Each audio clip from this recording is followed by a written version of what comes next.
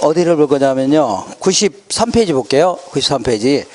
자, 지금부터 수익률이 보고 오염이 뭐냐, 이거 알아보겠습니다. 수익률이 보고 오염이 뭐냐. 자, 이쪽으로 쭉 오겠습니다. 이쪽. 자, 수익률이다. 수익률이라는 것은 예컨대 이런 얘기입니다. 자, 내가 은행에다 1억을 예치했는데 1년 동안에 은행이 이자로 500만 원 주겠답니다. 그러면 1억 투자해서 500만 원 버는 거죠. 그러니까 요거를 5%를 벌었다. 이 5%를요 수익률 해준 겁니다. 뭐라고요? 수익률. 자, 그래서 요 1억을 뭐라 하냐면 투하 자본 이렇게 할게요.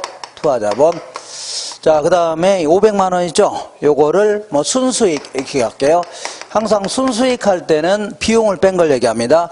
근데 이자 받은 거에는 뭐 비용 뺄 거 별로 없죠. 근데 부동산 사업 같은 거 하려면 뭐 경비 엄청나게 나갈 거 아닙니까? 다 빼야 되는 겁니다. 알겠죠? 근데 이렇게 볼게요. 내가 1년 있다 500만 원은 찾아 썼습니다. 찾아 썼으면 1억 그대로 남아있어, 안 남아있어? 남아있죠. 근데 그 다음 연도에 500만 원 또 주겠답니다. 그럼 그 다음 연도에도 5% 버는 거죠. 이런 식으로 매년 단위로 뭐라고요? 매년 단위로 기초 투자액에 비해서 1년 동안 어느 정도 벌었냐, 어느 정도 벌 수 있냐 하는 걸요 수익률 해주는 겁니다. 알겠죠? 이렇게.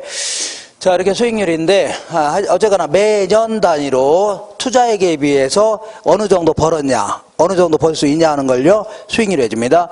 그러면 항상 똑같은 얘기를 또 해볼게요. 여기가 이제 노량진인데, 자, 노량진에 가면 고시원들이 많아요, 적어요? 많다는 얘기입니다. 왜냐하면 학원이 많으니까 지방 학생들 이런 사람들 위해서라도 고시원들이 많을 수밖에 없는 겁니다. 근데 요거는 잠만 자는 데가 아니라 공부도 하는 데죠. 이렇게. 근데 이러한 고시원들은 장사가 잘 되는 것들은 막 가격 올리려고 낮추려고요. 막 올리려고 합니다. 그럼 내 입장에서는 투자자분이 올라가니까 얘는 동일하다 가정하면 수익률은 떨어집니다. 만약에 장사 안 되는 것들은요, 싸게라도 팔려고 안 팔려고요? 팔려고 하니까 내 입장에서는 투자자분이 낮아지죠. 그러면 수익률은 올라갈 수밖에 없는 겁니다. 순수익은 동일하다면. 그러니까 이 지역에 있는 어떤 부동산이라 하더라도 팔려고 내는 것들, 장사가 잘 되는 것들은 가격 올리려고 하죠.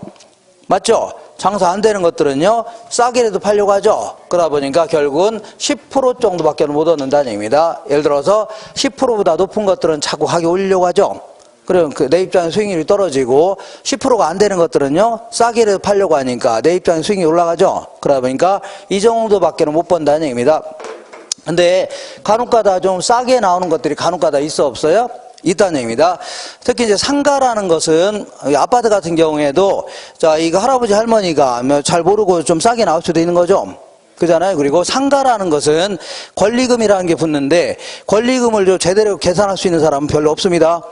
그냥 사람 많으면 걸리면 얼마 붙이고 하는 거지. 그걸 어떻게 정확히 붙이는 거 아주 힘들다는 얘기죠. 그러니까 어떤 사람이 못 모르고 싸게 나올 수도 있어 없어요? 있다는 얘기입니다. 그죠? 그래서 요거를 아주 저평가돼서 나온 부동산인데 이걸 잽싸게 1억에 구입한다면 매년 2천만 원 정도 벌 수 있답니다. 그러면 이때는 뭐라고요? 20%를 벌 수 있는 거죠? 매년 얼마라고요? 20% 정도 벌 수 있네요.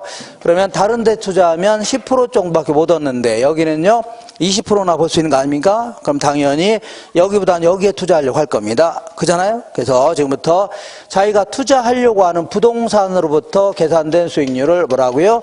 기대 수익률 해줍니다. 뭐라고요? 기대 수익률. 그 다음에 다른 데 투자했더라면 이 정도 벌 수 있다는 얘기죠. 뭐라고요? 이거를 요구 수익률이다 해줍니다. 뭐라고요? 요구 수익률. 그리고 요거를 나중에는 자기가 투자하려고 하는 부동산 자체로부터 계산된 수익률이다 해서 이걸요 내부 수익률 이런 표현 씁니다. 그리고 요거는 이따가 잠깐 하겠지만 이 지역에는 모든 고시원들 있죠. 모든 부동산에 공히 영향을 미칠 수 있는 위험이 있죠. 이걸 체계적 위험이라 하는데 이런 거에 따라 결정되는 겁니다. 결과적으로. 알겠죠? 그래서 자, 부동산 외부에 있는 시장에서 결정된다 해서 이걸요 외부 수익률 이렇게 표현합니다. 자, 그래서 자, 근데 내가 진짜 A에 투자했습니다. A에 투자했는데 1년 동안에 2,500만 원 벌었어요. 그럼 1억 투자해서 실제 2,500만 원 버는 거죠. 25% 버는 거네요. 요걸요 실현 수익률을 해줍니다. 뭐라고요? 실현 수익률. 근데 이 실현 수익률은 여기다 진짜 투자했더니 1년이 지나서 실제 벌은 수익률이죠. 근데 그러기 때문에 요거는 투자 결정과는 아무런 관계 없는 겁니다. 알겠죠? 투자 결정은 A에 투자할까 B에 투자할까 고민하는 과정에서는 뭐라고요? 기대 수익률과 뭘 가지고요? 요구 수익률 가지고 결정하는 겁니다. 자, 아주 간단한 겁니다. 기대 수익률이 요구 수익률보다 클 때 이러한 부동산은 선택하려고 할 겁니다. 그렇잖아요? 근데 만약에 기대 수익률이 요구 수익률보다 작다 그러면 이런 거는 구입하려고 안 하려고요? 안 하려고 하겠죠. 그리고 만약에 기대 수익률이 요구 수익률보다 같다 이럴 경우는 뭐라고요? 이것도 선택이 가능합니다. 그래서 요구 수익률 정도 얻을 수 있다는 얘기는 남들 버는 정도의 평균적인 수익률 있죠. 이건 벌 수 있다는 얘기입니다. 먹고 살 만큼 정도 벌 수 있다는 얘기죠. 충분히 투자할 수 있다는 얘기입니다. 알겠죠? 아주 간단한 겁니다. 얘보다 얘가 높다면 투자하려고 하죠. 다만 얘가 왜 한 10% 정도 형성되어 있냐, 요게 약간 의심스러워서 그렇지 어쨌거나 이거 이상 벌 수 있다면 여기다 투자하는 거 아닙니까? 맞죠? 근데 진짜 이 사람이 여기다 투자해서 1년 동안 돈을 많이 벌었습니다. 많이 벌었어요. 그래갖고서 이제 팔려고, 외국에 이민 가려고 팔려고 내놨죠. 내놨더니 어떤 사람이 찾아왔어 안 찾았어요?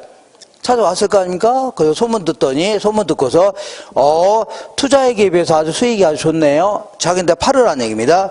그래서 내가 어차피 팔려고 내는 거죠. 너 얼마에 살래 그랬더니 그놈이 한다는 얘기가 싸가지 없이 당신이 1억을 투자했으니까 자기가 1억을 드리겠다는 얘기죠. 그죠? 그럼 내가 뭐라고요? 꺼져 그럴 거 아닙니까? 당연히 내 입장에서는 가격 올리려고 낮추려고요? 올리려고 하는 겁니다.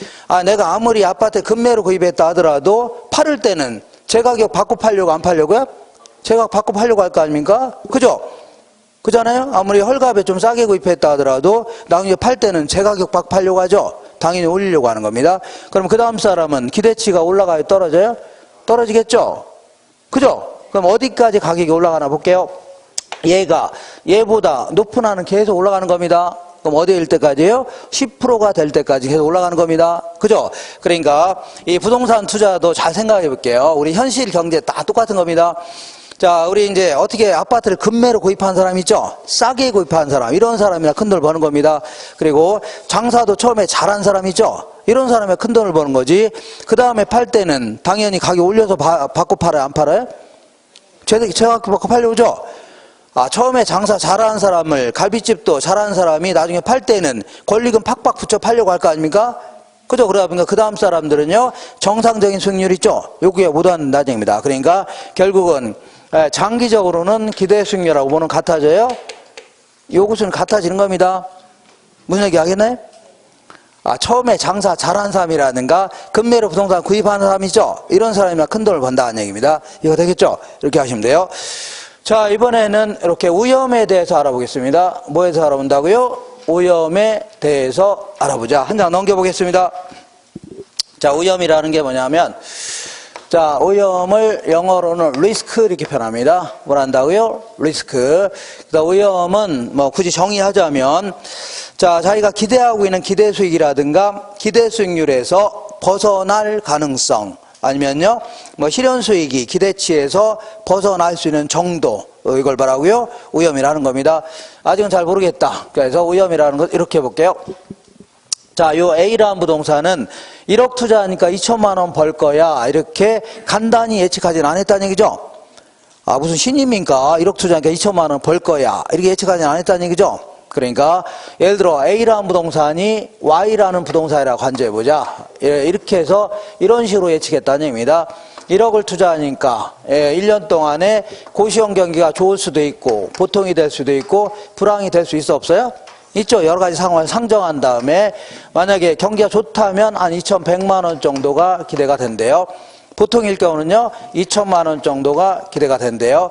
불황일 경우는요 1,900만 원 정도가 기대가 된대요.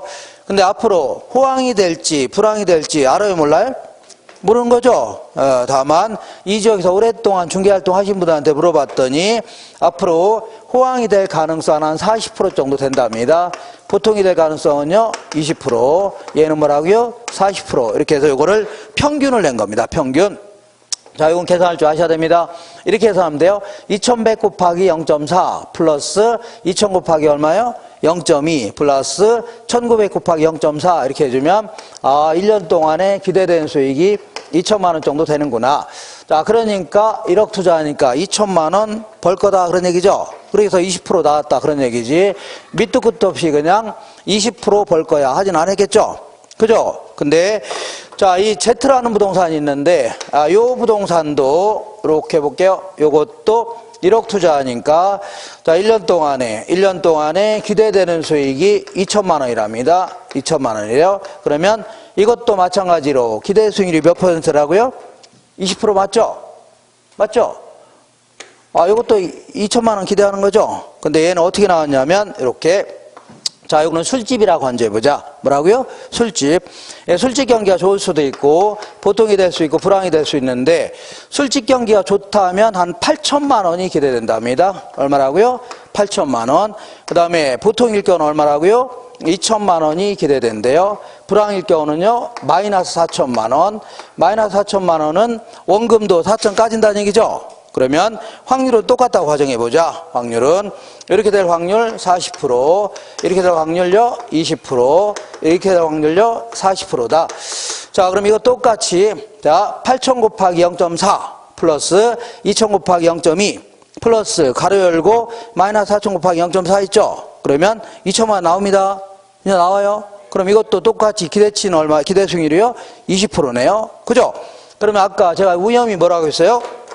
자기가 기대하고 있는 기대치가 2천만 원이라면 기대치에서 벗어날 가능성 있죠? 벗어날 수 있는 정도. 그러니까 얘는 경기가 좋더라도 한 100만 원 더 들어오는 거 아닙니까? 맞죠? 경기가 나쁘면요 100만 원까지죠. 그러니까 기대치에서 벗어날 가능성이 그다지 크진 않다는 얘기죠. 자기가 기대하고 있는 정도가 들어올 가능성이 높다는 얘기입니다. 근데 예를 볼게요. 얘는 기대 수익률이 기대 수익이 2천만 원인데 이 경우는 잘하면 큰 돈 벌 수 있어 없어요? 큰 돈 벌 수 있죠? 잘못하면 뭐라고요? 쪽박 날 수 있네요. 그러니까 잘하면 대박, 잘못하면요? 쪽박 날 수 있는 거죠? 그러면 이런 경우는 자기가 기대하고 있는 기대치에서 벗어날 가능성이 커요, 작아요? 크다는 얘기입니다. 그래서 이러한 부동산을요, 위험이 크다 해줍니다. 위험이 뭐라고요? 크다. 이런 부동산을 뭐라고요? 위험이 작다 해줍니다. 구분할 수 있죠? 이렇게. 자, 이번에는 X라는 대안인데, 이거는 은행에 예치하는 경우 생각할게요. 자, 은행에다 예금하게 되면, 1억 예치하게 되면 1년 동안에 500만 원 이자를 주는데, 자, 은행에서는 예금자 보호법에 따라서 전부 다, 자, 못 돌려줄 가능성은 없다고 치자. 이렇게. 그러면 500만 원 받는 게 몇 프로라고요? 100%가 되겠네요. 몇 프로라고요? 100%. 그러니까 이 경우에는 경기가, 자, 좋아도 500만 원, 나빠도 얼마라고요? 500만 원. 그죠? 그러니까 기대치에서 벗어날 가능성이 있어 없어요? 없다는 얘기입니다. 그죠? 이런 대안을요, 위험이 전혀 없다 해줍니다. 위험이 뭐라고요? 전혀 없다. 자, 위험이 전혀 없을 때의 수익률 5%. 이걸 뭐라고요? 무위험 수익률 해야 되는 겁니다. 뭐라고요? 무위험 수익률. 이렇게. 자, 다시 한번 정리할게요. 자, 자기가 기대하고 있는 기대치가 있다면, 자, 기대 수익 혹은 기대 수익률에서, 자, 보세요. 벗어날 가능성이 크다. 이런 거 뭐라고요? 위험이 크다. 벗어날 가능성이 그다지 크진 않다. 이런 걸요? 위험이 작다. 벗어날 가능성이 아예 없다. 이런 걸요? 위험이 없다. 이입니다. 구분할 수 있죠? 이렇게. 자, 그래서 위험은 뭐 손해볼 가능성, 이것만 보는 게 아닙니다. 그래서 자기 기대치에서 어느 정도 벗어날 수 있냐 하는 걸요, 위험이라는 겁니다. 그러면 요때 기대 수익률이라든가 위험 같은 거를 계산해봐라. 이게 문제가 나올 수 있는데, 자, 문제가 두 가지 형태로 나올 수가 있습니다. 이렇게 1억을 투자하게 되면 1년 동안에 이렇게 경기가 호황이 될 수도 있고, 안정적이 될 수 있고, 불황이 될 수 있는데, 자, 호황 시에는 3천만 원이 기대가 된답니다. 그 다음에 안정적일 경우는요, 2천만 원이 기대된대요. 불황일 경우는요, 1,000만 원이 기대된대요. 이렇게. 확률은, 이렇게 될 확률 40%. 이렇게 될 확률요, 20%. 이렇게 될 확률요, 40%다. 문제에서 만약 이런 식으로 물어본다면, 이렇게 물어본다면, 아까 얘기한 대로 3,000 곱하기 0.4 플러스 뭐라고요? 2,000 곱하기 0.2 플러스 1,000만 원 곱하기 0.4 하면, 기대치가 나와야 안 나와요? 기대수익 2천만 원 나옵니다. 2천만 원 나오니까, 몇 %라고요? 20%다. 이렇게 답을 할 수 있죠? 이렇게. 근데 문제에서 이렇게 안 나오고 이렇게 물어볼 수 있습니다. 어떻게 하냐면, 자, 각 상황하의 수익률이 곧바로 주어질 수도 있습니다. 예를 들어서, 호황일 때는 1억 투자하니까 3천만 원 벌 수 있죠? 이때는 몇 프로 벌 수 있는 거예요? 30% 벌 수 있네요. 몇 프로라고요? 30%. 그 다음에 안정적일 경우는 1억 투자한 게 2천만 원 벌 수 있죠? 이때는 몇 프로 벌 수 있는 거예요? 20% 벌 수 있네요. 그 다음에 불황일 때는요, 10% 벌 수 있네요. 이렇게. 자, 이런 식으로 해서 각 상황하의 수익률이 곧바로 이렇게 주어지는 경우 있죠? 이런 경우가 우리 지금 그 강의 노트에 94페이지 맨 아래에 있는 박스 있죠? 박스 있는 게 요겁니다. 그죠? 이렇게 할 때는, 자, 문제 풀기가 더 쉽습니다. 자, 기대 수익률 이렇게 계산하면 됩니다. 요거는 최소한 계산할 줄 아셔야 돼요. 자, 이거는 그대로 30 곱하기 0.4. 한쪽이 100분위로 한쪽은 소수점을 해줘야 돼요. 30 곱하기 0.4. 자, 그 다음에, 자, 안정일 때는요, 20% 곱하기 얼마라고요? 0.2. 10% 곱하기 얼마라고요? 0.4. 이렇게 해주면 됩니다. 자, 이렇게 해주면 곧바로 20% 나옵니다. 곱하라 뭐라고요? 20%. 자, 그러니까 최소한 요 정도는 계산할 줄 아셔야 됩니다. 아무리 계산 문제가 10개 나오는데 이런 걸 틀리면 안 됩니다. 이런 거 틀리면 내년에 또 공부합니다. 내년에 뭐라고요? 또 공부. 그러니까 최소한 5개 이상은 맞춰야 돼요. 최소한요. 이렇게 쉬운 문제 하나 5개 나옵니다. 10개 중에 몇 개라고요? 5개 나오니까 이거 맞춰야 돼요. 자, 이번에는 자, 지금부터 우염에 대해서 계산해 볼 건데, 이제 우염을 우리 계산해봐라 한 게 이제 최근 10년 동안 2번을 물어봤고, 한 번은요, 지문에 끼어들어서 이제 간접적으로 물어본 게 있는데, 토탈 한 3번을 물어봤는데, 나는 이 우염도 요번에 기필코 요 계산해서 시험에 나온다면 기필코 계산해서 자, 이 침체된 가문의 영광을 찾겠다. 수석에서 그런 분들은 한번 연습해 보시고 나는 한 80점만 맞겠다. 그런 분들은 너는 떠들어라. 나는요 저 따위가 있냐 생각하시면 돼요. 뭐라고요? 뭔 저 따위가 있냐 이렇게. 자, 우염을 측정하는 척도에는 뭐 분산이라는 게 있고 그 다음에요 표준 편차 이런 게 있는데 표준 편차 이게 재무관리에서는 뭐 시그마 제곱 이렇게 표현합니다. 얘는요 시그마 이렇게 얘기하는데 자, 이 우염이 아까 뭐라고 했어요? 자기가 기대하고는 기대치에서 혹은 기대 수익률에서 벗어날 수 있는 정도 있죠? 그죠? 벗어날 수 있는 정도를 얘기합니다. 그럼 만약 호황일 때는 몇 프로 벗어나 있어요? 10% 벗어나 있죠?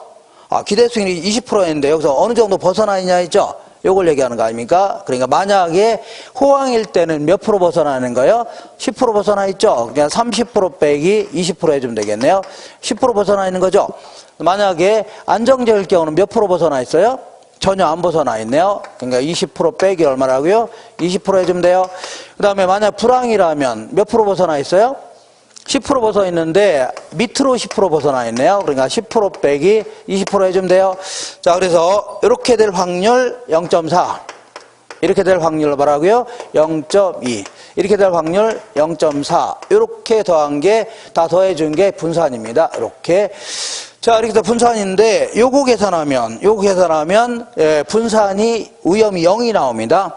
우염이. 그러니까 우염이 얼마 나온다고요? 0. 아니, 분명히 우염이 있어 없어요? 아, 기대치에서 벗어날 가능성이 있는 거죠? 근데 우염이 전혀 없다 하면 말이 돼야 안 돼요? 안 됩니다. 왜냐하면, 자, 보세요. 왜 0인가 볼게요. 자, 얘 계산해 볼게요. 얘 계산해 보면, 얘는 10 곱하기 0.4 하니까 4%죠? 맞죠? 그 다음에 얘는 0에다 뭘 곱해도 0이 됩니다. 그 다음에 얘는요, 마이너스 10에다 0.4 곱하니까 마이너스 4%입니다. 그러면 전부 합치면 얼마라고요? 0이죠? 아니, 분명히 우염이 있는데 우염이 전혀 없다 그러면 말이 돼야 한대요? 안 되는 겁니다. 왜 이런 효과가 나타나냐면 이 플러스 효과를 마이너스 효과로 까는 바람에 이런 형태가 나타납니다. 그래서 요거를 무시하려고 이렇게 여기다가 제곱을 친 겁니다. 제곱. 여기다 뭐라고요? 제곱. 여기다 뭐라고요? 제곱. 자, 계산해 볼게요. 자, 10의 제곱하면 100이죠? 100 곱하기 0.4 하니까 40%가 되겠네요. 얘는 0을 제곱은 뭐해도 0이니까 그냥 0입니다. 그리고 요거는요, 마이너스 10에 제곱하면 플러스 100이 됩니다. 마이너스 10 곱하기 마이너스 10 하면 얼마라고요? 플러스 100이 됩니다. 플러스 100에다 0.4를 곱하니까 40%. 그러니까 전부 합치니까 얼마라고요? 80%. 요게 이제 분산입니다. 어떻게 계산할 수 있을래나요? 이렇게. 근데 요 80%는 이 인위적으로 제곱을 하는 바람에 뭐라고요? 제곱을 하는 바람에 볼륨 자체가 굉장히 커졌죠? 그죠? 기대 수익률은 10%밖에 안 돼. 얘는 뭐 갑자기 400% 나올 수 있는 거 아닙니까? 4000% 나올 수 있기 때문에 제곱을 하는 바람에 볼륨이 굉장히 커진 겁니다. 그래서 요거를 다시, 자, 이 금액을, 그 수치를 좀 볼륨 낮추려고 루트를 씌운 겁니다. 80%를 뭐라고요? 루트 딱 씌우니까 요거 계산하라 이건 안 나옵니다. 8.9443%가 나옵니다. 8점 뭐라고요? 9443%. 그러니까 자, 나는 요번에 기필코 요걸 한번 해보겠다는 분들은 한번 연습해 보시고, 아, 나는 뭐 그냥 이런 거 안 하고 그냥 가볍게 합격할랜다. 그럴 경우는 무시해도 됩니다. 아시죠? 무시하시고. 그 다음에 이렇게 이제 이 그 은행에다 예치하는 경우를 뭐 투자라 하기는 아주 곤란합니다. 이런 뭐 은행에 묻어놓는 거지 무슨, 자, 보관료 받는 거 아닙니까? 근데 자, 사람마다, 자, 똑같이 기대 수익률이 똑같은데도 불구하고, 이런 대안을 좋아하는 사람이 있고, 뭐라고요? 이런 대안을 좋아하는 사람이 있다는 얘기죠. 그래서 투자자에 따라서 투자자 유형이 좀 달라질 수가 있습니다. 그래서 투자자는 크게 이제 우리 재무관리에서는 이렇게 세 가지 형태로 구분합니다. 얘는요, 오염, 뭐라고 하냐면, 오염 혐오형이다. 자, 그 다음에 얘는요, 오염 중립형 해줍니다. 얘를 뭐라고요? 오염, 자, 추구형이다. 이걸 다른 말로 뭐 오염을 뭐 회피한다 해서 뭐라고요? 오염 회피형이다 해줍니다. 얘는요, 오염을 아주 좋아한다 해서 오염 선호형 해주는데, 자, 오염 회피형이라는 얘기는 위험한 걸 투자하지 않겠다 그런 얘기 아닙니다. 상대적인 개념입니다. 상대적으로. 자, 다른 조건이 동일하다는 얘기는 기대 수익률이 동일하다는 얘기입니다. 뭐가 동일하다고요? 기대 수익률이 동일할 때 가능하면 위험이 작은 놈을 선택한 사람 있죠? 이런 사람은요, 오염 회피형이라는 겁니다. 알겠죠? 근데 오염 선호형은요, 다른 조건이 동일하다면 가능하면 위험이 큰 놈 있죠? 요걸 좋아하는 사람을요, 오염 선호형이라는 겁니다. 오염 뭐라고요? 선호형. 자, 그런데 우리는 전부 다, 우리는 모든 투자자는 합리적 인간을 가정합니다. 어떤 인간이라고요? 합리적 인간. 이성에 부합된 행동 있죠? 그죠? 합리적이고 경제적 인간을 가정하는데, 자, 우리 대부분 다 볼게요. 대부분 다 보시면 거의 대부분은, 자, 기대치가 동일하다. 뭐가 동일하다고요? 기대 수익률이 동일하다면, 가능하면 위험이 작은 놈을 좋아합니다. 왜냐면, 자기 기대치가 동일하다면 내가 지금 예상했던 만큼 있죠? 딱 들어왔으면 좋겠지. 그걸 굳이 벗어나는 걸 좋아해요? 안 해요? 안 한다는 얘기입니다. 자, 스스로 생각해 볼게요. 내가 기대치가 둘 다 동일하다면, 가능하면 내가 예상했던 만큼이죠? 딱 들어왔으면 좋지. 이거를 굳이 벗어난 걸 좋아해요? 안 좋아해요? 안 좋아한다는 얘기입니다. 아시죠? 그러면 도대체 위험 추구형은 뭐냐? 이거는 이제 비합리적 인간을 가정합니다. 뭐라고요? 비합리적. 여기서 이제 도박하는 사람 생각하시면 돼요. 뭐라고요? 도박. 신정환 이런 애들이 이제 도박하다가 지금 아직도 방송과의 복귀를 못했죠? 그러니까 이런 애들이 자 필리핀 가서 도박하는데 아주 조그만 수익을 얻으려고 도박하려고 했을라나요? 아주 큰 수익을 얻으려고 무지막지하게 큰 위험 있죠? 다임 방송과에 쫓겨날 것도 각오하면서 거기 도박한 거 아닙니까? 그죠? 그러니까 예, 아주 큰 수익을 얻기 위해서 아주 큰 위험도 부담하려는 사람 있죠? 이런 사람을 뭐라고요? 오염 추구형이라는 겁니다. 아시죠? 오염 선호형. 그런데 우리는 모든 사람들은, 우리 같은 모든 사람들은 다 누굴 가정한다고요? 오염 회피형 투자자를 가정합니다. 기대치가 동일하다면, 가능하면요, 오염이 작은 놈. 위험이 똑같다면요, 기대치가 높은 놈 있죠? 이런 걸 좋아하는 사람을 다 뭐라고요? 우리 같은 오염 회피형이라는 겁니다. 다만, 오염 회피형이라 하더라도 상대적으로 보수적 투자자가 있고, 상대적으로 공격적인 투자자가 있습니다. 그러니까 상대적으로 위험을 덜 감수하려는 사람이 있는가 하면 조금 더 감수하려는 사람이 있죠. 이렇게 구분하는 거지. 우리는 오염 추구형이 아닙니다. 오염 선호형이 아니에요. 다 누구라고요? 오염 회피형을 가정하는 겁니다. 되겠죠? 합리적 인간을 가정하는 겁니다. 그러면 오염 중립형은 뭐냐? 오염 중립형은요, 이 위험과는 전혀 상관없이 무조건 기대치가 높은 거 있죠? 요것만 선택하려는 사람을요, 오염 뭐라고요? 중립형이라는 겁니다. 오염 뭐라고요? 중립형. 이렇게 정리할 수 있나요? 약간 좀 까탈스럽지만 이렇게 정리하시면 됩니다. 자, 어쨌거나 이렇게 이제 정리하시고, 이렇게. 자, 이번에는 다시 한번 정리할게요. 자, 자기가 이제 기대하고 있는 기대치가 이렇게 있다면 여기서 벗어날 가능성이 크다. 이런 거 뭐라고요? 오염이 크다. 벗어날 가능성이 그다지 크지 않다 하는 걸 뭐라고요? 오염이 작다 해주는데, 자, 지금까지는 오염이 크다 작다 이런 얘기만 했지 무슨 이유 때문에 오염이 커지고 작아지나 이런 얘기를 안 했죠? 무슨 이유 때문에. 그래서 95페이지 보겠습니다. 무슨 이유 때문에 위험이 커질 수도 있고 작아질 수 있냐 그런 얘기인데, 자 여기에는 크게 이제 사업상의 위험이라는 게 있고, 그 다음에요 뭐 금융적 위험 이런 것도 있고, 그 다음에 세 번째는요 뭐 법적 위험, 자 그 다음에 인플레 위험, 마지막으로요 유동성 위험, 이렇게 이제 구분합니다. 자 그러니까 이런 이유 때문에 위험이 커질 수도 있고 뭐라고요? 작아질 수 있다는 얘기입니다. 이 사업상의 위험은 유독 다른 사업이 아니라 고시원 사업하는 바람에, 그죠? 무슨 사업이라고요? 요 사업하는 바람에 발생하는 위험 있죠? 뭐라고요? 사업상 위험이라는 겁니다. 예를 들어서 자, 이 고시원 경기가 막 침체다 그럴 경우 있죠? 아니면 호황이다 이런 경우를요 시장 위험이라는 겁니다. 그 다음에 고시원을 잘 운영하면 큰 돈 벌 수 있죠? 운영 잘 못하면요 크게 손해볼 수 있네요. 이걸요 운영 위험이라는 겁니다. 그 다음에 자 고시원은 입지를 잘 선정하면 큰 돈 버는데 나중에 장래시장에 들어오면 크게 손해볼 수 있죠. 입지 선정을 잘못하는 바람에 크게 손해보거나 이득 볼 수 있네요. 이걸요 위치적 위험이라는 겁니다. 이런 것들이 뭐라고요? 요 사업하는 바람에 발생하는 위험이고, 그 다음에 금융적 위험은 아까 얘기한 대로 자 은행에서 돈을 빌리게 되면 일반적으로 내 돈 투자액 대비 수익률이 올라가요 안 올라가요? 올라갈 수 있는 겁니다. 이걸요 정의 지렛대 효과를 하는 겁니다. 지렛대 효과. 근데 자 타인 자본을 많이 빌리게 되면 그만큼 나중에 경기 변동 이런 것 때문에 돈을 못 갚을 가능성도 커져요 작아져요? 커지죠. 이런 걸요 금융적 위험이라는 겁니다. 뭐라고요? 금융적 위험이다. 그 다음에 이제 법적 위험은 이제 법적 환경이 변할 수도 있겠네요. 자, 저 지역이 원래는 자, 상업지역이었는데 정부가 주거지역으로 바꾸는 바람에 크게 손해볼 수 있어요? 없어요? 있죠. 아니면요, 정부 정책이 변동될 수 있습니다.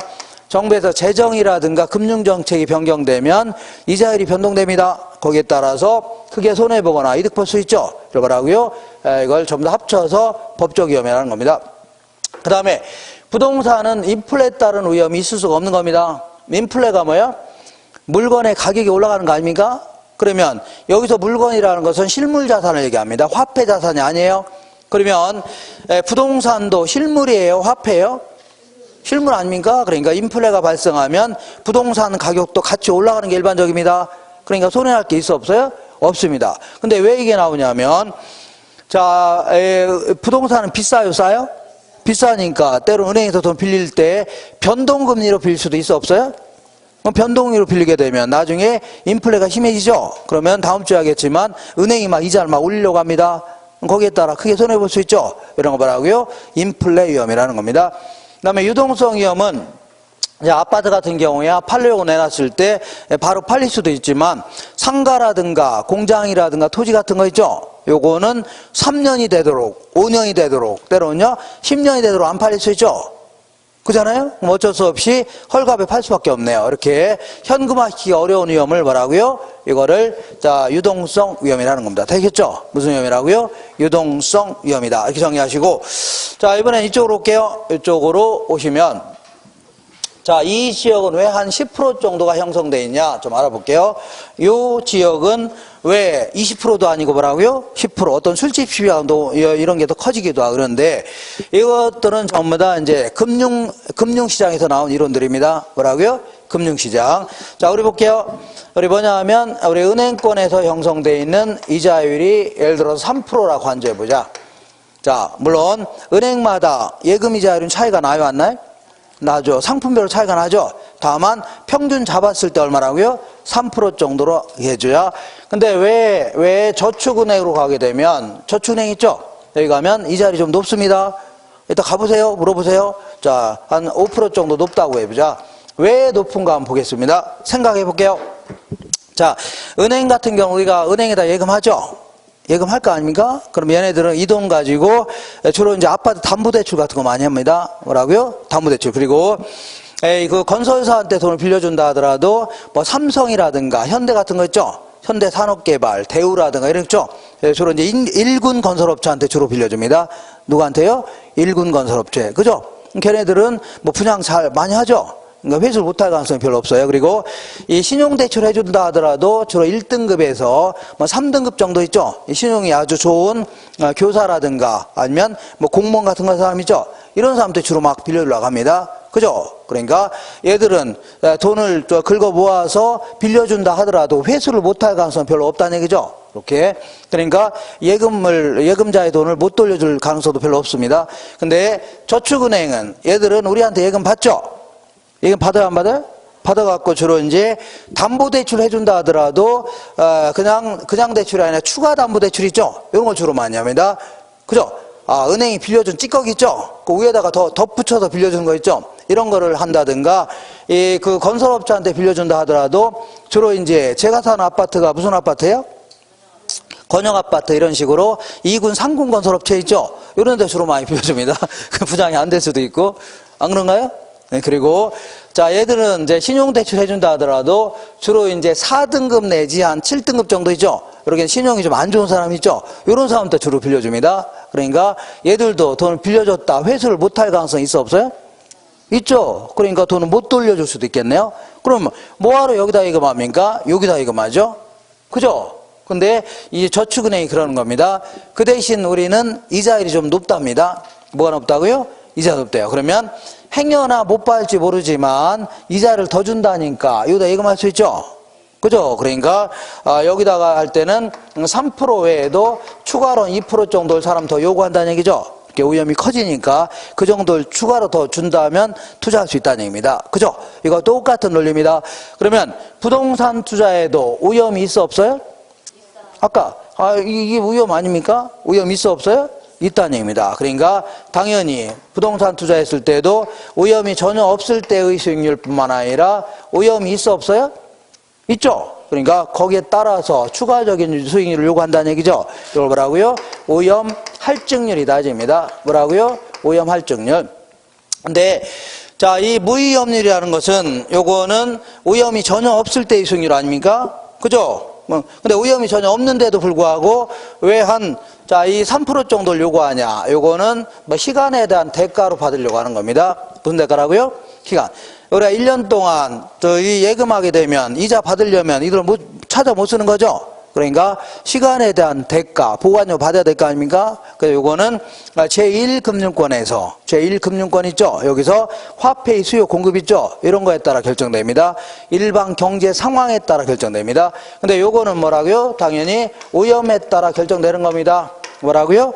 오염에 따라 결정되는데 여기서 아주 어려운 얘기를 할 겁니다. 어려운 얘기인데 난 이해가 안 간다. 그러면 이제 암기하세요. 이 오염에는 이 오염에는 내가 잘해서 아니면 뭐라고요? 내가 못해서 생기는 위험이 있다는 얘기죠. 예를 들어 내가 운영을 잘하면 큰돈 벌어요 못 벌어요? 큰돈 벌죠. 운영을 잘 못하면요 그게 손해보는 거 아닙니까? 입지를 잘 선정하면 큰돈 벌어요 못 벌어요? 입지를 잘못 선정하면요 그게 손을 본 거 아닙니까? 이거는 자신이 잘해서 못해서 생기는 거죠. 근데 내가 잘해서 못해서가 아니라 다시 할게요. 내가 잘해서 못해서가 아니라 노량진에 있는 모든 고시원들에 들어있어서 나하고는 상관없는 위험이 있다는 얘기죠. 예를 들어서 정부가 공무원을 대폭 축소하기로 했다. 그럼 전체적으로 떨어져 안 떨어져요? 떨어질 수 있죠. 그죠? 이건 내가 잘해서 못해서요? 그건 상관없다는 얘기죠. 그래서 이런 거를 잠시 하겠지만 이걸 체계적 위험이라는 겁니다. 무슨 위험이라고요? 체계적. 자, 노량진에 있는 모든 고시원에 공이 영향을 미치는 위험 수준이 있다는 얘기죠. 이거 뭐라고요? 체계적 위험이라는 겁니다. 아니, 은행에서 저축은행에 갈수록 위험이 커지죠? 이 위험이 내가 잘해서 못해서 그런 거예요? 금융권에서 형성된 어떤 위험 수준이 있다는 얘기죠. 그런 거에 따라 결정되는 겁니다. 알겠죠? 그러니까 이 지역에 있는 어떤 부동산을 구입한다 하더라도 그 정도 위험 수준이 있다는 얘기죠. 노량진의 고시원들은 그 정도에 따라서 이 정도를 추가로 요구한다는 얘기입니다. 알겠죠? 이해가 되겠나요? 암기하세요. 이렇게. 자, 그래서 그 정도 위험이라면 금융시장 가서 충분히 얻을 수 있다 그런 얘기입니다. 자, 근데 앞으로 인플레이션이 예상된다. 뭐 예상된다고요? 인플레가 예상된다면 화폐의 가치가 떨어지는 겁니다. 화폐 가치가 뚝 떨어지면 이만큼만 받으면 누가 손해요? 투자자가 손해입니다. 그래서 만약에 예상되는 인플레이율이 있다면 요걸 추가로 더 받아내려고 할 겁니다. 요거는 휘셔라는 사람이 얘기했다 해서 뭐라고요? 휘셔의 효과다. 무슨 효과라고요? 휘셔의 효과다. 정리할 수 있죠? 이렇게 다시 할게요. 이거는 내가 잘해서 못해서가 아니라 노량진에는 모든 고시원에 공이 영향을 미칠 수 있는 위험이 있죠. 이런 거에 따라서 술집 시장과 달리 이런 시장에서 결정되는 위험이 있죠. 거기에 따라서 이 정도는 추가로 요구한다는 얘기죠. 이해가 되겠죠? 이렇게 이런 걸 뭐라고요? 체계적 위험에 따라 결정됩니다. 물론 사람마다 위험을 대하는 태도는 같아요, 달라요? 다를 수 있습니다. 어떤 돈이 많은 사람들은 약간의 위험은도 별 대수롭게 생각하는 사람이 있는가 하면 어떤 크게 생각할 수 있죠. 이렇게 약간 차이가 날 수 있지만 평균 잡았을 때 이 정도를 추가로 요구한다는 얘기입니다. 알겠죠? 이렇게. 그러면 자, 지금까지 부동산에 투자하게 되면 필연적으로 위험이 있어 없어요? 있는데 요거를 어떤 형태로 투자 결정에 반영할 것인가, 요걸요 위험의 처리 방법이다 해줍니다. 위험이 뭐라고요? 처리 방법. 이렇게. 자, 위험의 처리 방법은 이렇게 오른쪽 볼게요. 오른쪽에. 자, 이 97페이지에 위험의 처리 방법 있어 없어요? 있죠. 요거는 위험을 처리한 방법 여러 가지가 있는데 한 장 넘겨볼게요. 한 장 넘겨보시면 자, 98페이지 딱 중간에 보니까 위험조정 할인율법 있어 없어요? 있죠. 요게 투자론에서 심장이라 생각하시면 됩니다. 투자론에 뭐라고요? 심장이다. 요게 이제 위험조정 할인율법이 안 쓰신 분들은 여기다 끄집어낸 다음에 이게 바로 오늘 이따 하게 될 할인 현금 수지 분석법입니다. 할인 현금 수지 뭐라고요? 분석법. 이게 이제 요것 때문에 투자론이 굉장히 복잡해지는 겁니다. 이렇게. 자, 할인 현금 수지 분석법을 얘기하는데 얘는 이렇게 하는 겁니다. 좀 이해 안 되시면 그냥 듣기만 하세요. 1억을 투자했는데 1년 후에 처분하게 되면 1억 2천만 원 받을 수 있는 투자안이 있다고 시작. 이거는 현금 유출액. 얘는 뭐라고요? 현금 유입액. 근데 이따가 다시 하겠지만 나간 돈과 들어온 돈을 단순히 비교하는 거 있죠? 이거 별 의미가 없다는 얘기입니다. 그래서 다른 데 투자했더라면 충분히 얻을 수 있는 수익률인 10% 있죠? 이걸 할인합니다. 할인하게 되면 뭐 금액이 나와야 안 나와요? 이걸 투자 가치다 표현합니다. 무슨 가치라고요? 이 정도 가치가 있다는 얘기죠. 그래서 여기서 요것 뺀 거를 수년가 해줍니다. 뭐라고요? 수년가. 이것분의 이거 한 걸요? 수익성 지수. 이렇게 한다는 얘기죠. 이렇게 분석하는 겁니다. 아시죠? 이렇게 분석하는 게 가장 과학적이고 가장요 체계적인 분석입니다. 근데 만약에 저 지역의 위험이 커졌다 그러면 요구 수익률이 높아져 낮아져요? 높아지죠? 그러면 할인율이 올라가는 겁니다. 할인 올라가면 투자 가치를 낮게 평가되겠죠? 그러면 수년가도 낮아지는 겁니다. 이렇게 해서 결정하는 걸 뭐라고요? 할인 현금 수익률법. 여기서 요거는 계속 요거 할 겁니다. 할 거니까 아주 중요한 얘기니까 요거 할 것이고, 그 다음에 이제 이게 1등입니다. 이게 투자론의 1등이고, 요게 2등인데, 얘는요, 포트폴리오 투자다. 무슨 투자라고요? 포트폴리오 투자는 잠시 후에 할 겁니다. 얘는 뭐냐면, 얘는 이제 잠시 할 건데, 이 부동산에 한 군데만 투자하는 게 아니라 여러 군데 나눠 투자할 수 있죠? 돈이 많은 사람들은 나눠 투자하게 되면, 기대 수익률은 줄어드는 게 아닙니다. 뭐 줄어들지 않아요? 기대 수익률은 줄어들지 않지만 위험이 줄어든 효과가 나타납니다. 뭐라고요? 위험. 그래서 요걸 기초로 해서 만족감이 극대화된 투자 집합 있죠? 요거 찾아내겠다는 얘기입니다. 그래서 요거는 잠시 후 하기로 하고, 요게 끝난 다음에 요걸 가지고 계속 공부하는 겁니다. 이게 끝나면 계속 요걸 공부하는 겁니다. 요거 이렇게 공부하는 거고, 나머지는 한 문제 나오기 힘드니까 쭉쭉 읽어 나가시면 됩니다. 거기 97페이지 볼게요. 저 7페이지 딱 중간에 위험을 회피하겠다. 요거는 이제 위험한 투자를 제외하겠다는 얘기죠. 그러니까 돈만 생기면 정기예금, 정기채권에 그냥 집어넣겠다는 얘기죠. 이런 것들은 진정한 의미의 투자라고 하기는 아주 곤란합니다. 자, 두 번째는 위험을 전가한다는 얘기는 요거는 내가 부담해야 될 위험을 타인에게 떠넘기는 거 있죠. 이런 거 뭐라고요? 위험을 전가한다는 얘기입니다. 예를 들어서 물가 상승률만큼 임대료를 인상하게 되면 나중에 차입자한테 떠넘기는 꼴이 되는 겁니다. 이렇게. 그리고 또한 변동금리로 돈을 빌려주게 되면 차입자한테 뭐라고요? 떠넘기는 이런 형태 됩니다. 보험에 가입하는 거 있죠? 보험사한테 떠넘기는 형태 있죠? 이런 형태를요, 위험을 전가한다 해줍니다. 그 다음에 보수적 예측 기법은 이렇게 하는 겁니다. 자, 요거 여기 가장 중요한 거니까 계속 할 겁니다. 요거 이렇게 하시고.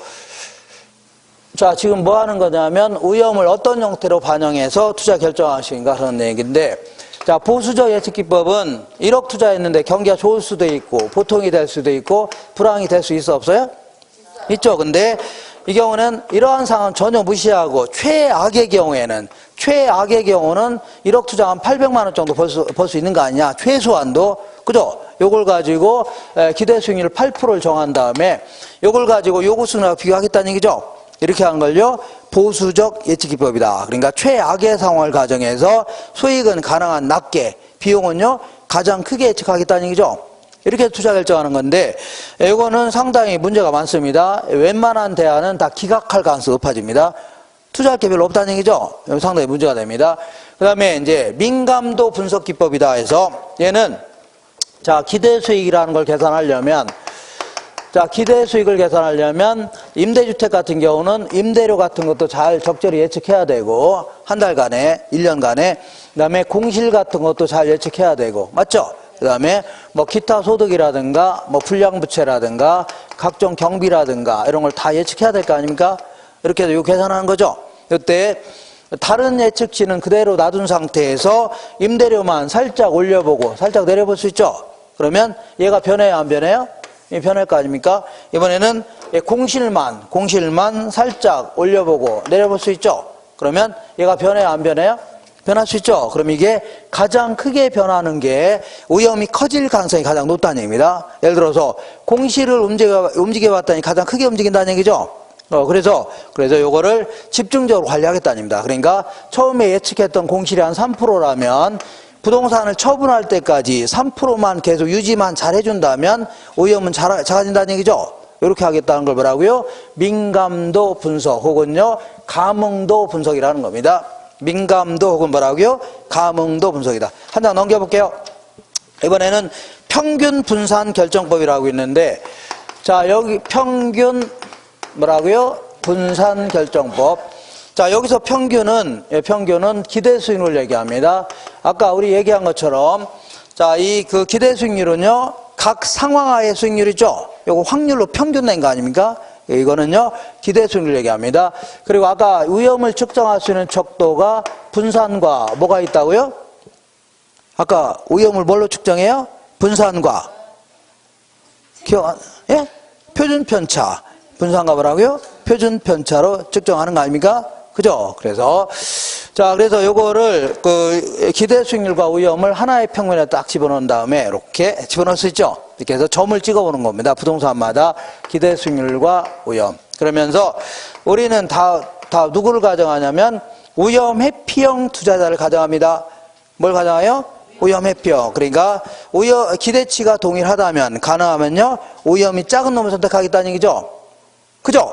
거꾸로 한다면 위험이 동일하다면요 기대치가 높은 놈을 선택하는 겁니다. 이런 사람을 가정하는 겁니다. 그러면 여기에 있는 부동산들은 다 일단 기대치는 같겠네요. 여기 있는 부동산들은요 위험이 같죠? 그러니까 위험이 같은데 A라는 부동산은 여기 있고 B라는 부동산은 여기 있답니다. C라는 부동산은 여기 있고 D라는 부동산은 여기 있다고 치자. 그러면 A하고 B는 기대치가 같아요, 달라요? 같은데 얘보다 얘가 위험이 작죠? 그러니까 얘를 기각하고 얘를 선택하겠다는 얘기입니다. 요걸 구입하겠다는 얘기입니다. 그죠? 지금부터 이런 것들을 지배한다 해줍니다. 뭐라고요? 지배한다. 그러면 얘랑 얘는 둘 다 위험이 같아요, 달라요? 같죠? 같은데 얘는 얘보다는 뭐 기대치가 높죠? 그죠? 그러니까 얘를 기각하고 얘를 선택하겠다는 얘기입니다. 이렇게 알겠죠? 이거 선택하겠다는 얘기 아닙니까? 이걸 뭐라고요? 평균 분산 결정법이라고 하는 겁니다. 근데 여기는 문제가 좀 많은 게 뭐가 문제냐면 만약에 A하고 C 중에 둘 중에 하나를 선택해라. 이렇게 나올 수도 있죠. 둘 중에 하나 선택하라면 C는 A보다 일단 위험이 커요, 작아요? 크고 기대치도 높죠. 그러니까 평균 분산 결정법에 따르면 결정할 수 있어 없어요? 없다는 얘기입니다. 그죠? 그래서 이런 경우에 이제 변이계수라는 걸 활용할 수는 있습니다. 변이계수는 이렇게 기대 수익률분의 위험 이렇게 계산했는데 예를 들어 A라는 부동산이 기대 수익률 20%고 위험은 40%다. 이렇게 한다면 2란 얘기죠. 2죠. 2가 의미하는 게 뭐냐면 기대 수익률 1%당 위험은요 2%라는 얘기입니다. 이게 가능하면 작은 놈 있죠. 변이계수가. 요걸 선택하면 되는데 요것도 상당히 문제가 많은 게 자, 만약에 이렇게 볼게요. A 부동산은 기대 수익률 10%, 위험도 10%라고 치자. 예를 들어 볼게요. A 부동산은 기대 수익률 몇 프로라고요? 10%. 위험도 10%라고 치자. 그러면 1이 되는 거죠? 1 아니에요? 근데 C라는 부동산은 기대 수익률 30%, 위험도 30%라고 치자. 기대 수익률 얼마라고요? 30%. 위험도 얼마라고요? 30%. 그럼 얘도 얼마야? 1이죠. 그럼 둘 다 변이계수가 같으니까 아무거나 선택해도 똑같다는 얘기죠. 이거는 투자론의 논리에 안 맞는 겁니다. 사람마다 상대적으로 이런 걸 좋아하는 사람 있고 이런 걸 좋아하는 사람 있죠. 투자 성향이 다를 수 있는 겁니다. 근데도 불구하고 아무거나 투자해도 똑같다는 얘기는 다 논리에 안 맞는 겁니다. 다만 얘는 조연급은 됩니다. 뭔 된다고요? 조연급 되는 게 얘가 잠시 후 하겠지만 잠시 후에 포트폴리오 이론에서 뭐 해서라고요? 포트폴리오 이론에서 효율적 전선을 구축하는 데 써먹습니다. 뭘 구축한다고요? 효율적 전선을 구축하는 데 써먹는다는 얘기죠. 그런 데서 의미를 찾으면 됩니다. 이렇게. 자, 그러면 우리 이제 요 문제집 보겠습니다. 문제집에 자, 155페이지 볼게요. 자, 155페이지 찾으셨나요?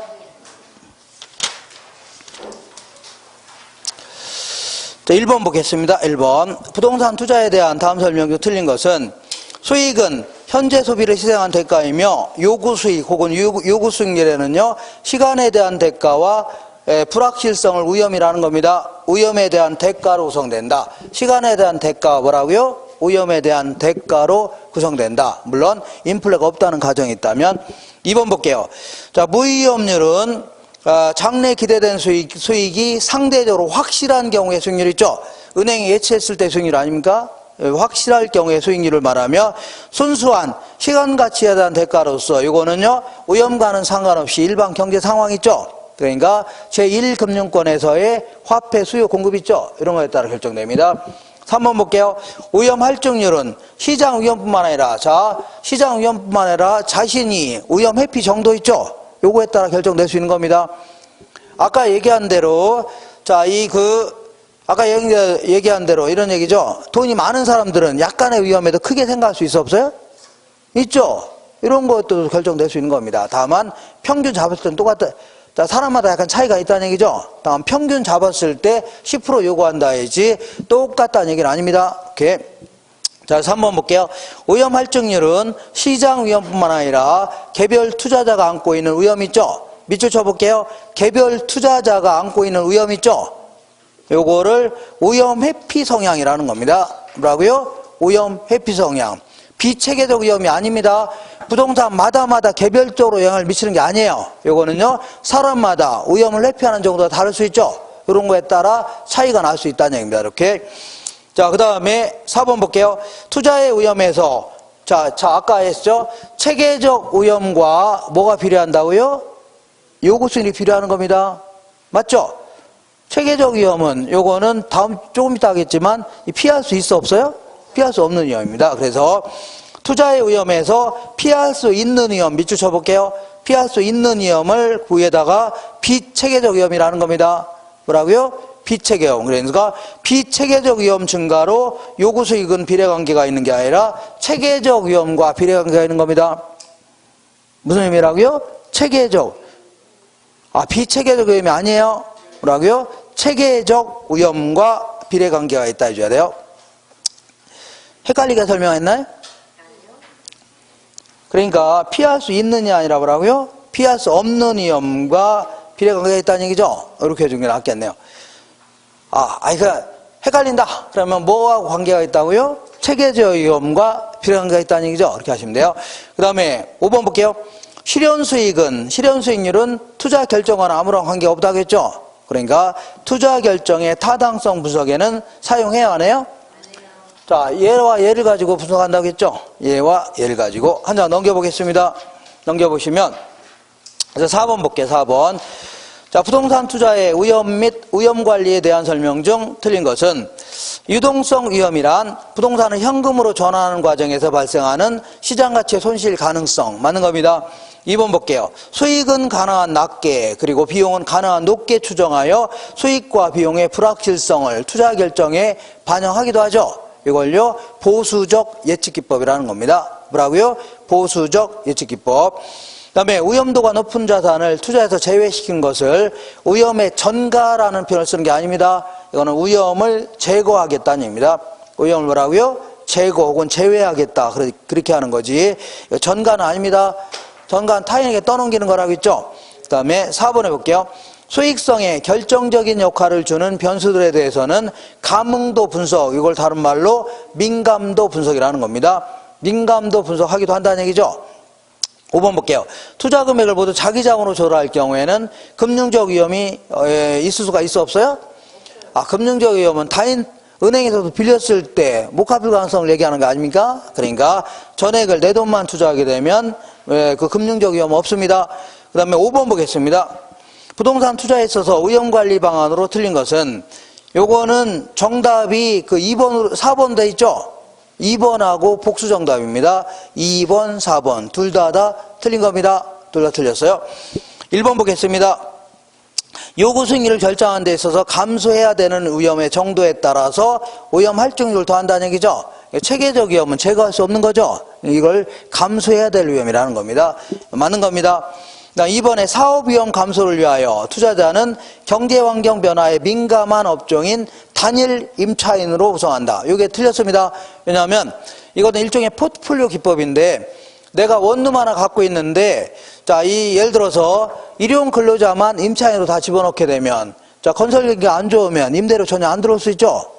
그죠? 그러니까 일부는 건설업계에 있는 사람, 일부는요 부동산 업계에 있는 사람, 일부는요 학교 선생님, 일부는요 은행 직원들 다양한 형태로 집어넣게 되면 한쪽에서 안 들어온 거 다른 쪽으로 들어올 수 있죠. 그죠? 이렇게 해줘야 됩니다. 그러니까 우리 다양한 임차인으로 구성하는 게 좋습니다.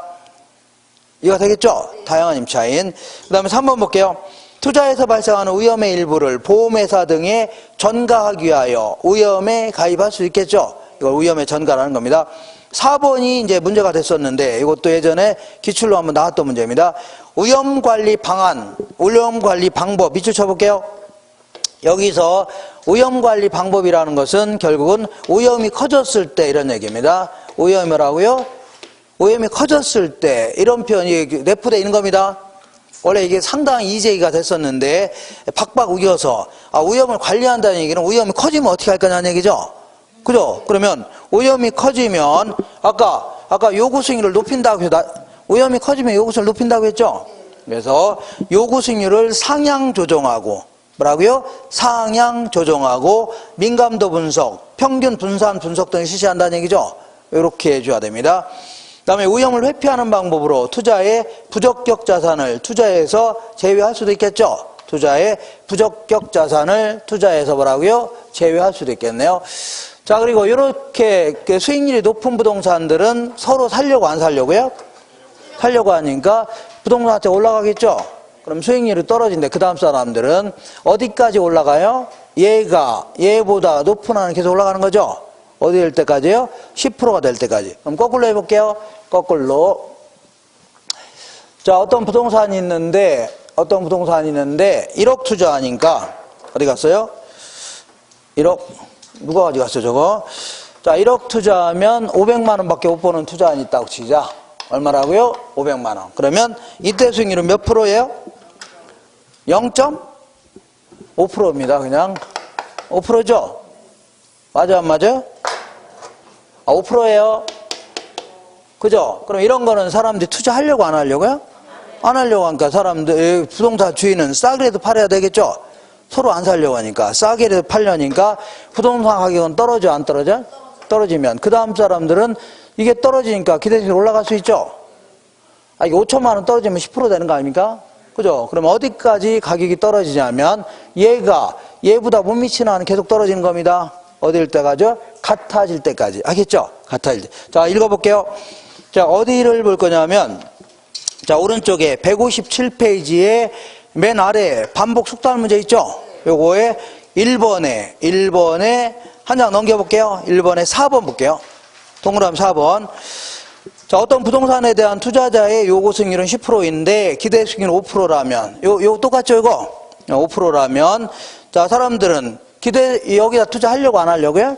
안 하려고 하죠. 그러니까 기대 수익률이 요구 수익률보다 낮으므로 투자자들은 이 부동산에 투자하지 않으려고 하겠죠. 그러면 5번 볼게요. 그러면 이런 거 안 사려고 하니까 수요가 줄어들게 되면서 부동산 가치는 점점 하락하게 되겠죠.